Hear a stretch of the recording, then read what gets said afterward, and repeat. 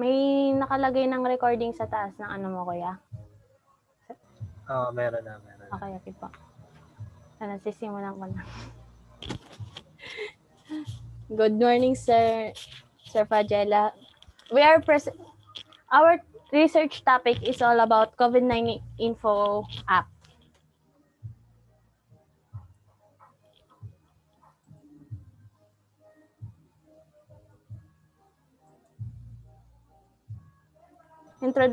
Introduction.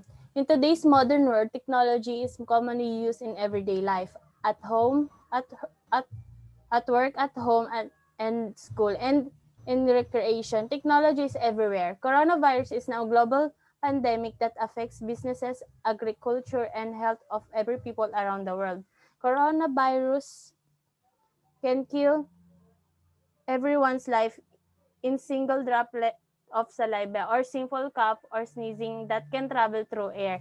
In this day, corona killed thousands of lives within 9 months and counting. Some of scientists or studying about medicines are now creating that can help to beat the coronavirus.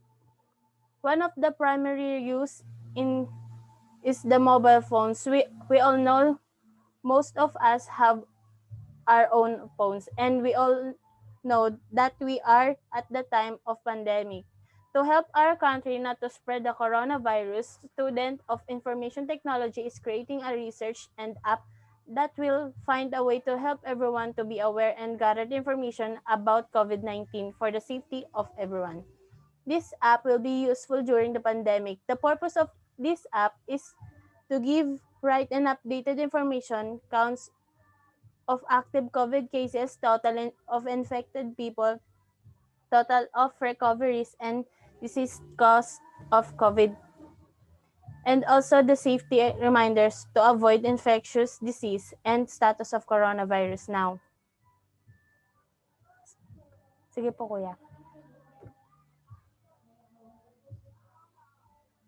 Ako naman. Apo. Statement of the problem and need for the study sub-problem. The present study aims to assess the usefulness of our COVID-19 info app. Explicitly, this study seeks to answer the following sub-problems. Number 1. More people don't know the numbers of infected persons by this pandemic and how many of them are successfully recovered. Number 2. People are not aware of where areas are most infected by this pandemic. Number 3. People are not aware of how to stay safe even when they are near in most affected areas. Yan. Sa ano po namin, statement of the problem po namin about sa COVID-19 info app. Yun nga po, ang aim po namin, ang ano po namin ng research namin po na ito ay yung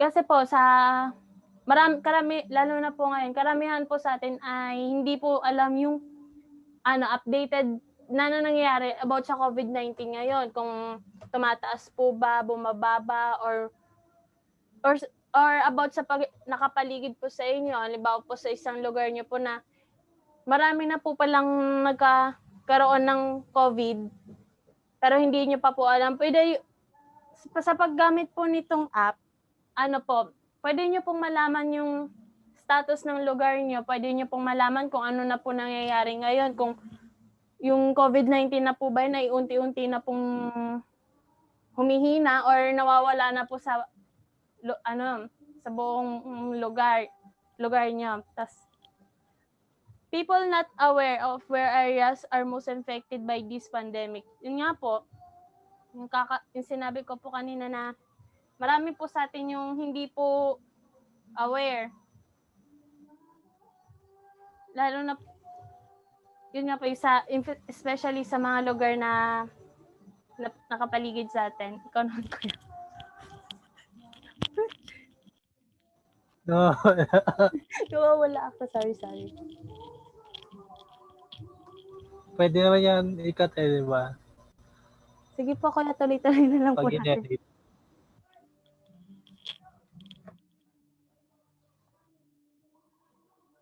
Okay. Next ko na, kuya. Ay, wait lang. Ipapaliwanag ba natin isa-isa yung, yung 1 to 3? Pwedeng magpaliwanag lang po ng konti.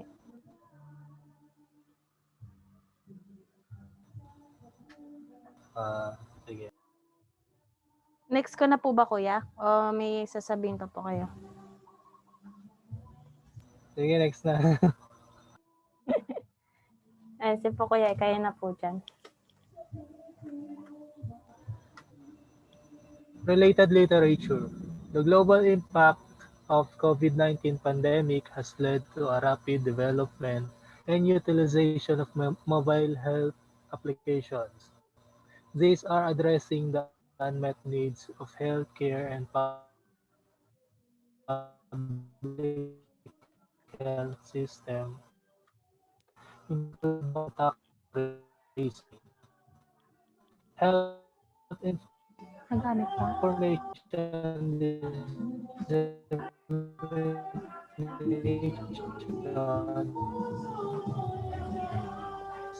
checking and providing.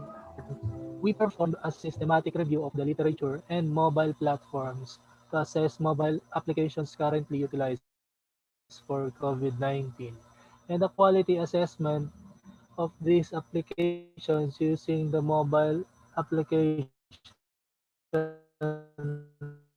rating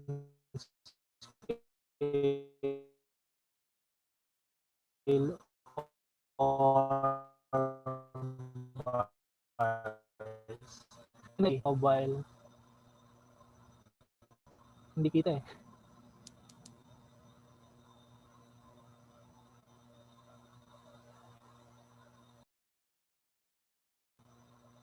Hindi kita eh, nasa baba.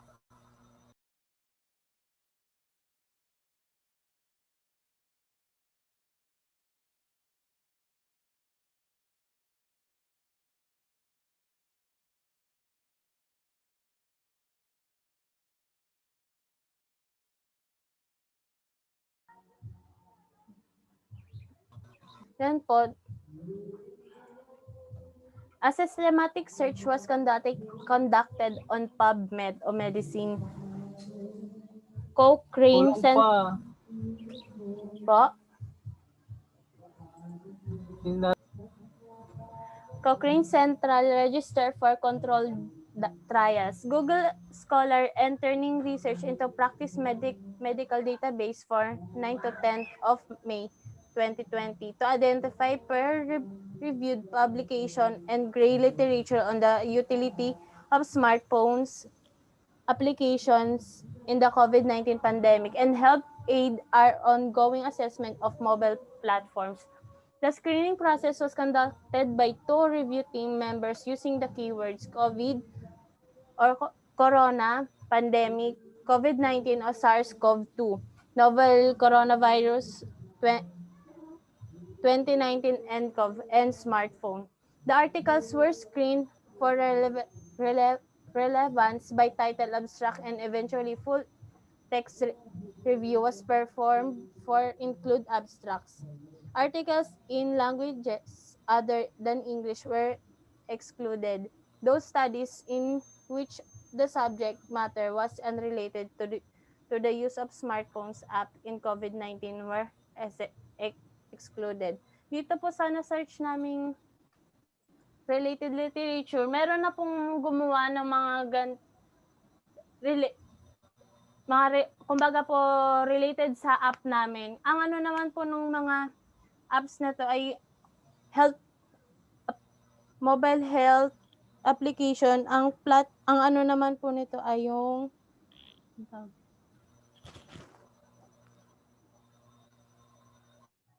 ayun po yung needs of healthcare and public health system, including contact tracing, health information dissemination, symptom checking, and providing tools for training healthcare providers. Yun po yung ibang apps na ano po na nagawa na po ngayong may COVID-19. Sa amin naman po, ay ito po yung app namin. Nagbibigay lang po siya ng mga information. Yun nga po, yung kaninang sa introduction po namin, mga active cases, namatay na or disease caused by pandemic. Tapos yung rate na po ng COVID-19 ngayon, kung tumaas ba siya o bumaba.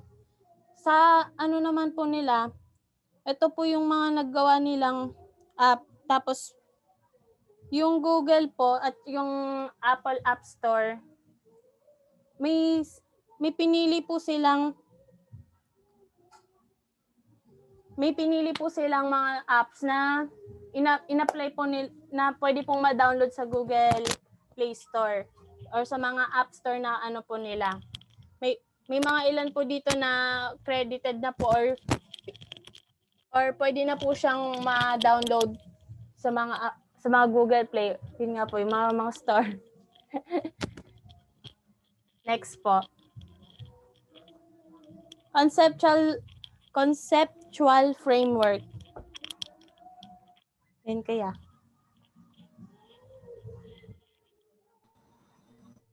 This is our conceptual framework. The user may engage the interface, which is our COVID-19 info app, and then the user will gather information, and the user will have an awareness. On the other side, the information gathered by the user will leads into action, and the action will leads to safety measures and prevention, and in the end, it will be stay safe.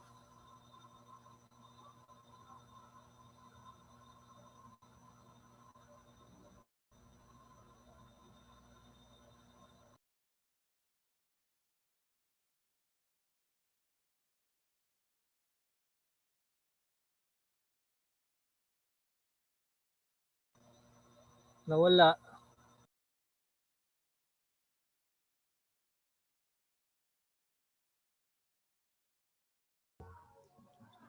Research design. The research focuses on COVID-19 information updates, safety procedure, and the rate of infected COVID-19.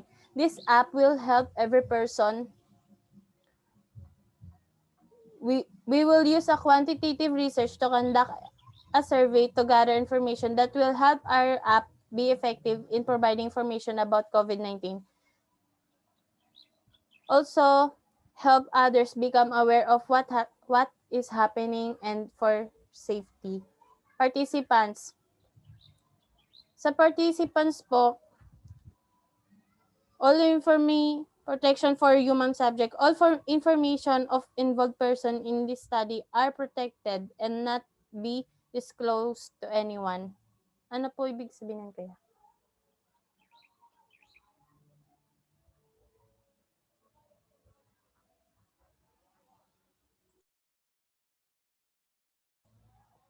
Kuya? Naka-mute pala. Meaning po, lahat po ng informations ng involved participants namin or respondents para may sagawa po namin. Kaya wait lang po. Ha? Wait lang po. Niresume ko kasi ulit para hindi po ano yung... Sige po, okay na po.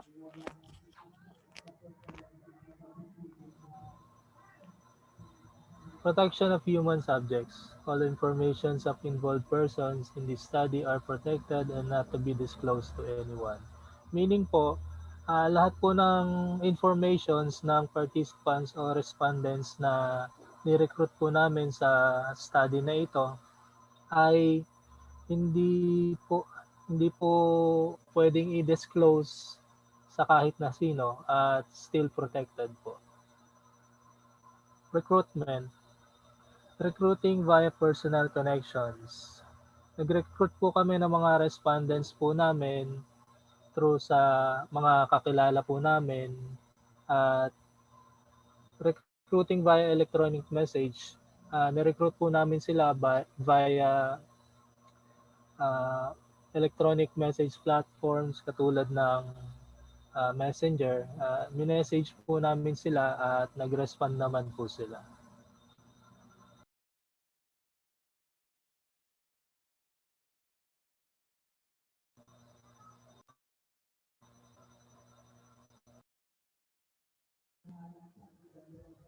Measures. To gather informations, we use quantitative measurement to create a survey.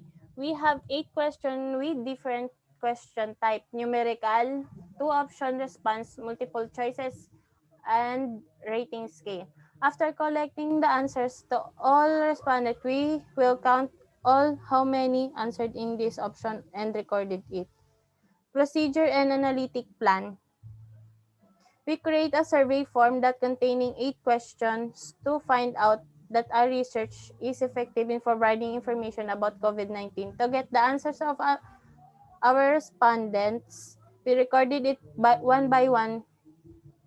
Each answer of the respondents will be counted to find out if we achieved our goal in our research. Descriptive statistic. Based po sa ginawa po naming based po sa ginawa naming survey, ito po yung mga nakuha po naming records or pinapakita po namin ngayon through pie graph.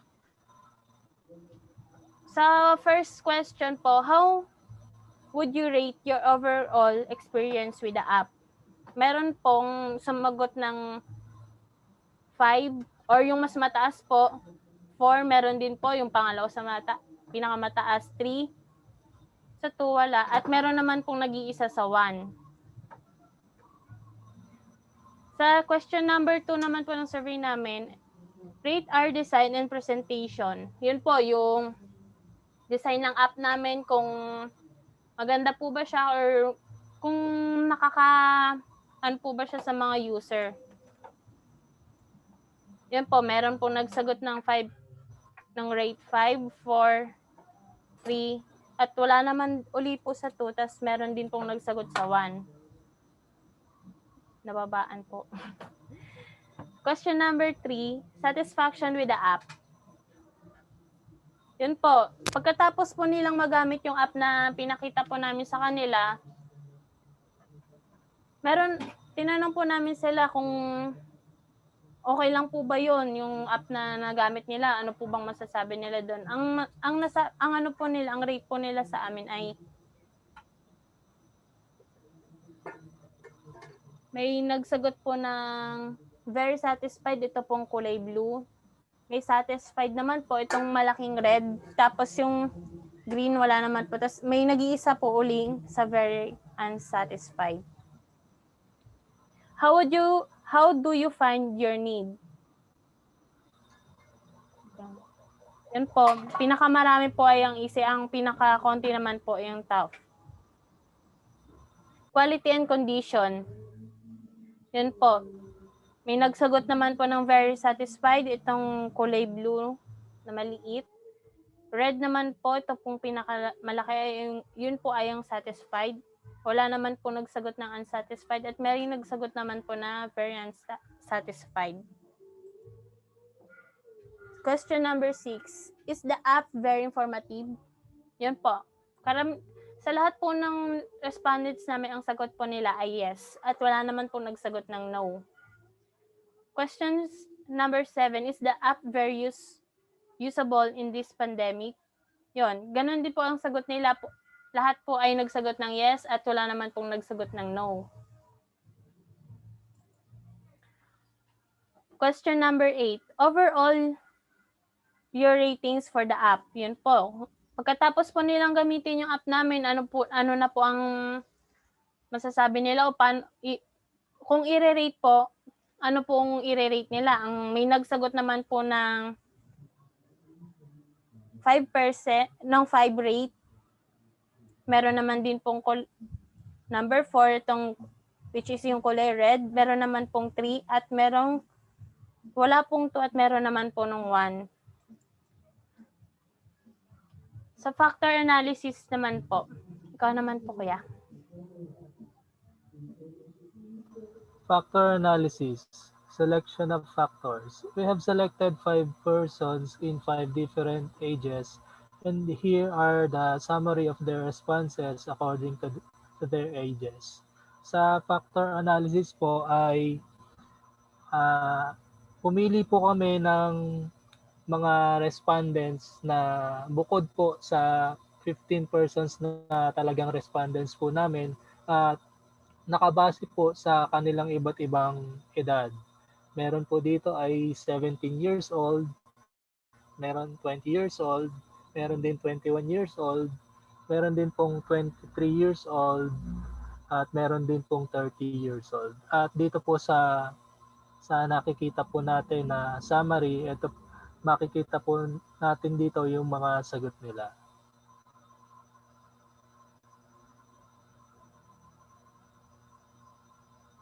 Sa 17 years old po, how would you rate your overall experience with the app? Ni-rate niya po ay 5. Rate our design and presentation, ni-rate niya po ay 5 din, which is yung pinakamataas din po na rate. Satisfaction with the app, satisfied naman po siya. How do you find your need? Easy. Easy po ang sinagot niya. Ibig sabihin, madali niya pong ah, nakukuha yung kagustuhan niya dun sa app na yun. Quality and condition, sagot niya po ay satisfied. Is the app very informative? Yes po ang sagot niya. Is the app very usable in this pandemic? Yes din po ang sagot niya. Overall your rating for the app. At 5 po ang rate niya, which is yung pinakamataas niya po. Yun po ay dun sa person number 1, which is 17 years old. Si person number 2 naman po, which is 20 years old, ito po yung question sa kanya, how would you rate your overall experience with the app? Ni-rate niya po kami na 4, which is second to the highest. Rate our design and presentation. Ni-rate niya po ay 4, which is second to the highest din po. Satisfaction with the app. Siya po ay very satisfied dun sa app na ginawa po namin. How do you find your need?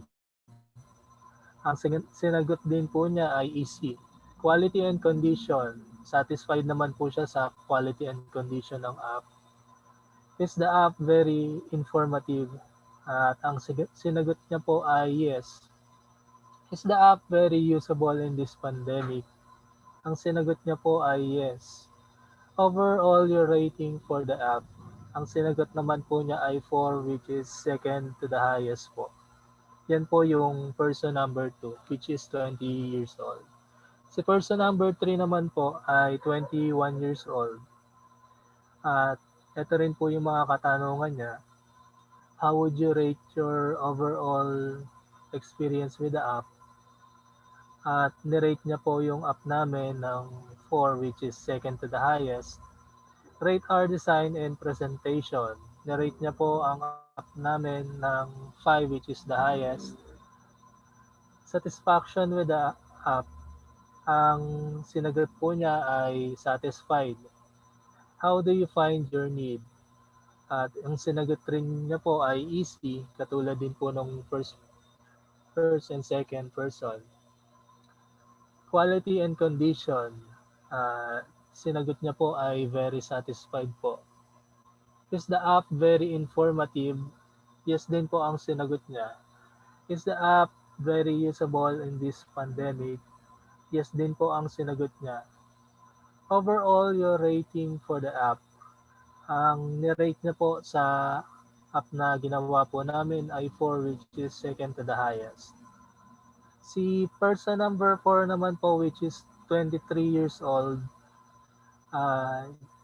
ito po ang mga katanungan namin sa kanya. How would you rate your overall experience with the app?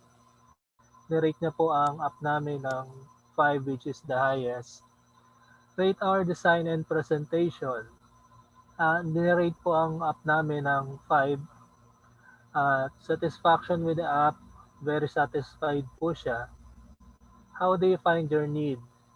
Easy din po ang sinagot niya. Quality and condition. Satisfied naman po siya doon sa quality and condition ng app na ginawa po namin. Is the app very informative? Yes din po ang sinagot niya. Is the app very usable in this pandemic? Yes din po ang sinagot niya. Overall, your rating for the app. Ang inirate niya po sa app namin sa overall rating niya ay 5 which is the highest.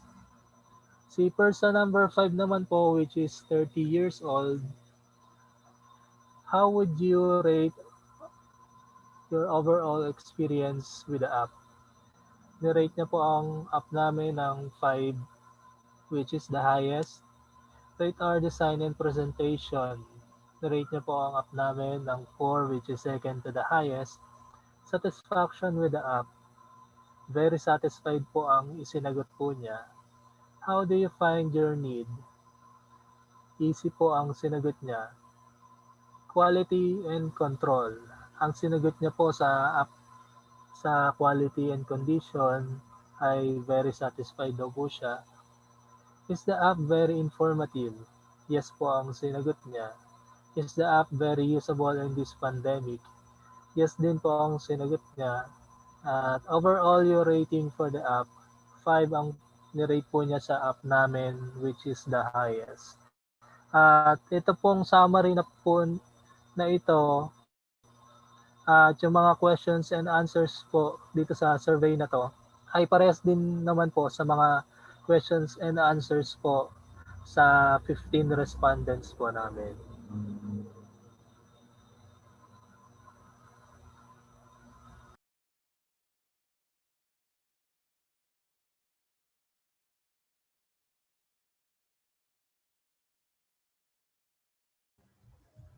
Next po ay ang rotation factors. Dito po sa rotation factors, ang ginawa po namin ay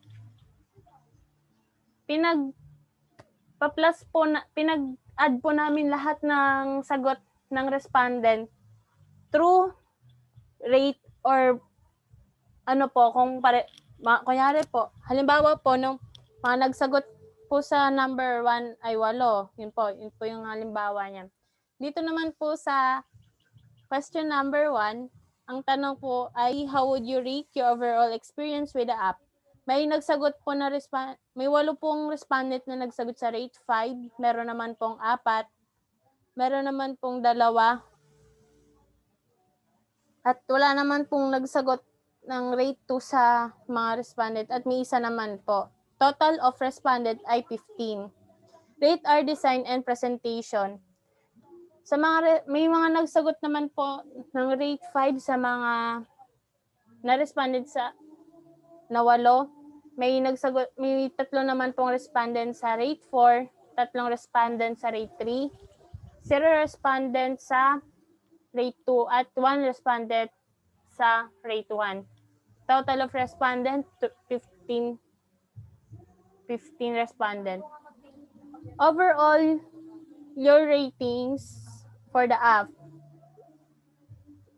May 6 naman pong respondent na nagsagot sa rate 5, 6 din po sa rate 4, 2 naman po sa rate 3, 0 sa rate 2 at 1 sa rate 1.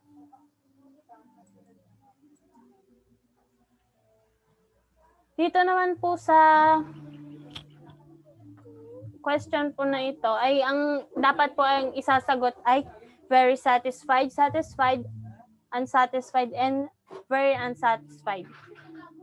Sa question na po ito ay satisfaction with the app, meron naman pong 3 respondent na nagsagot sa very satisfied, 11 naman po sa satisfied, 0 naman po sa unsatisfied, at 1 naman po sa unsatisfied. Total of respondent 15. Quality and condition.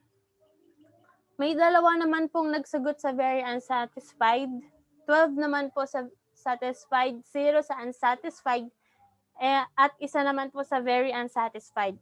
Equals to 15 respondent. Dito naman po sa pinakababa na question. Kuya? Saan part na hinto, kuya? Balik na sabi mo, dalawa dun sa, sabi mo,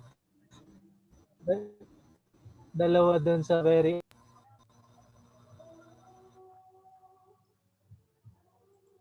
dun sa, Dito po, ulitin ko po sa part na to. Ang dapat po isasagot dito ay very satisfied, satisfied, unsatisfied, and very satisfied, unsatisfied. Satisfaction with the app. May 3 naman pong respondent ang nagsagot sa very satisfied, 11 naman po sa satisfied, 0 naman po sa unsatisfied, 1 naman po sa unsatisfied, very unsatisfied, equals to 15 respondent. Sa pangalawang question naman po ay quality and condition. May 2 naman pong respondent ang nagsagot ng very satisfied, 12 naman po sa satisfied, 0 sa unsatisfied, at 1 po sa very unsatisfied, equals to 15 respondent. Dito naman po sa pinakababa na nasa ang dapat po ay isasagot ay yes or no. Sa unang question po namin ay, is the app very informative? Lahat po ng respondent ay nagsagot ng yes at 0 naman po sa no. Total of respondent 15. Is the app very usable in this pandemic? Lahat ng respondent po namin ay nagsagot ng yes at 0 naman po sa no. Total of respondent 15 respondents. Dito naman po sa easy and ang dapat na po isasagot ay easy or no. Ang question po namin dito ay, how do you find your need? May nagsagot naman po na 14 respondent na easy at 1 naman po sa no. Total of respondents, 15 respondents. And dyan po nagtatapos ang lahat ng ang presentation po namin. Thank you po.